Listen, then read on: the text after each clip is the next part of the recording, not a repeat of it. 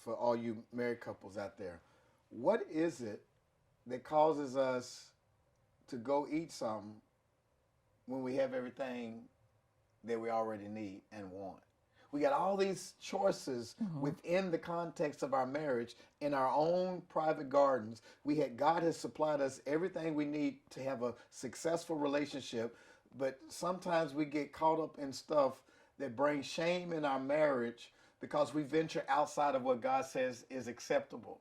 I think where many people get messed up is they feel like they're missing something. Right. They're missing out on something in their relationship. You understand what I'm saying? I do. I do. Wow, that looks good. It tastes good. I know I'm not supposed to have it, but it sure looks good. And then the enemy whispers in your ear, yeah, will you really get in trouble if you do this? Right. A little Right. bit ain't going to hurt you. Right. Exactly. And the next thing you know, you eat or something, you're like, oh my God, I shouldn't have done that. And shame comes in.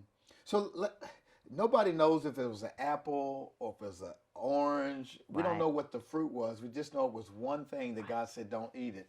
And so, what are some of the forbidden fruits that, culturally speaking, in the church, we have said, no, you shouldn't eat of that because that's nasty or that's shameful? What are some cultural things that may not be biblical things that we have come up and said, that's forbidden fruit? As it pertains to a married couple. Yeah, in the confines of marriage, in a marriage covenant, what are some things that we said, that's forbidden? I mean, first of all, for me, sex has been forbidden. Explain. Sex, talking about sex in church Okay, talking about it. is equivalent to talking about eating watermelon and fried chicken in front of white folks. There's a shame and embarrassment that comes about because we've been taught that sex is taboo, that is something that is necessary for procreation, but is shameful for recreation. Would you agree that there's some taboo around sexuality, period?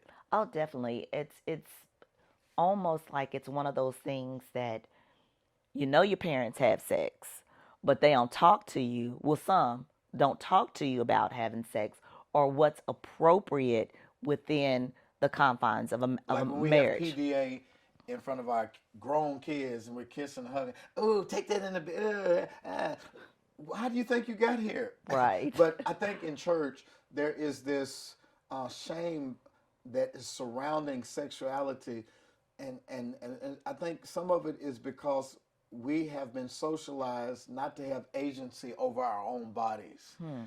Going back to slavery, we went to go see the movie The Origin the other night, and they said that Africans who were stolen from America had no agency over their own body. Women were dragged out of slave ships and raped. When we went to the slave castle in Ghana, the church was above the dungeon Right. where the men would pick out who they wanted to have sex with. And so there's been this schizophrenia that is associated with sexuality and the church, and we have this shame around sexuality